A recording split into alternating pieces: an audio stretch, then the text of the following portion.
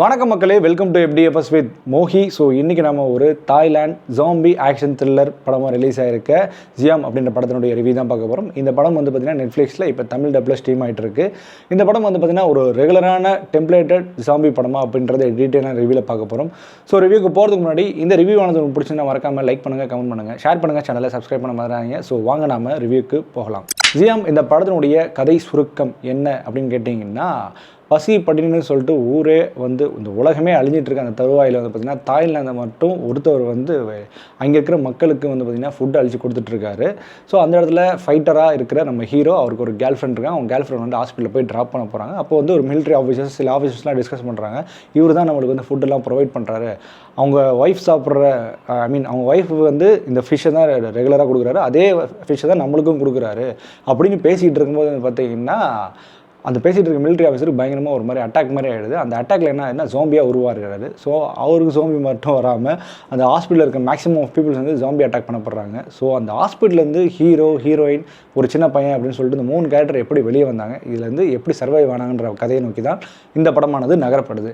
Okay, இந்த படத்தினுடைய positive negative பற்றி பேசுவோம். பாசிட்டிவ் பொறுத்த வரைக்கும் இந்த படத்தில் இந்த வே ஆஃப் சினிமோகிராஃபி எனக்கு ரொம்ப ரொம்ப பிடிச்சிருந்தது. சினிமோகிராஃபி கொண்டு போன விதமே வந்து ஸ்டோரி நரேட்டிங் சொல்லலாம். அந்தளவுக்கு சினிமோகிராஃபி பயங்கரமான நிறைய ஷார்ட்ஸ்லாம் ட்ரை பண்ணியிருந்தாங்க.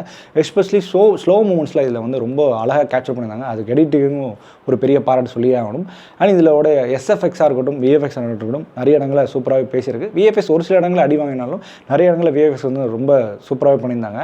அண்ட் இதில் ரொம்ப நோட்டபுளான விஷயம் என்ன அப்படின்னு கேட்டிங்கன்னா, ஜாம்பிக்கு மேக்கப் போட்ட விதம், பெரிய பல்லு, அப்புறம் வந்து உடம்பு ஃபுல்லாக கட்டியாக இருக்கிற மாதிரி அப்படி சொல்லிட்டு ஜாம்பி படங்களில் இருக்க ஒரு டெம்ப்ளேட் இருக்குல்ல, அதை தாண்டி கொஞ்சம் ஜாம்பியாக இன்னும் கொஞ்சம் டீப்பாக கொஞ்சம் பார்க்குற மாதிரி இருந்தது. கொஞ்சம் முக்கியமாக டார்க்கான கண்கள், பெரிய வயிறுகள் அப்படின்னு சொல்லிட்டு நிறைய விஷயம் பார்க்க முடிஞ்சது. அதுமாரி ஃபுல் அண்ட் ஃபுல் பிளட் ஸ்வெட்டாக இருந்தது. ஸோ மறக்காமல் 18+ மட்டும் பார்த்தா போதுன்றதை நான் இப்போயே தெளிவாக சொல்லிக்கிறேன்.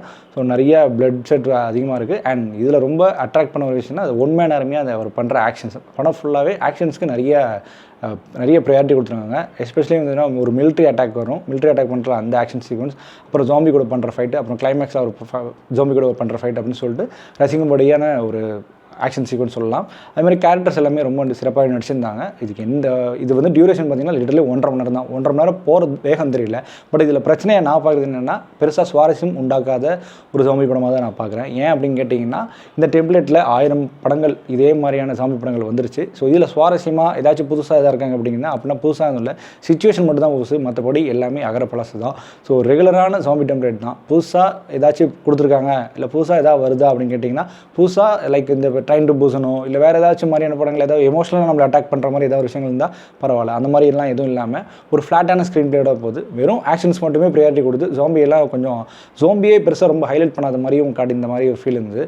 ஸோ மற்றபடி வந்து பார்த்திங்கன்னா ஒரு ஓகே ரகமான ஒரு படம் தான் இது. ஒரு டைம் பாஸ்க்காக, முக்கியமாக தமிழ் டப்பில் இருக்குது, ஒரு டைம் பாஸில் பார்ப்போம் அப்படின்னு நினச்சா மட்டும் இந்த படத்தை பார்க்கறது பெருசாக நான் வந்து ரெக்கமெண்ட் பண்ண போதில்லை. ஸோ இந்த படம் இப்போது நெட்ஃப்ளிக்ஸில் ஸ்ட்ரீம் ஆகிட்டு இருக்குது. இந்த படத்துக்கு நம்ம கொடுக்கக்கூடிய ரேட்டிங் என்ன அப்படின்னா 5க்கு 2.5.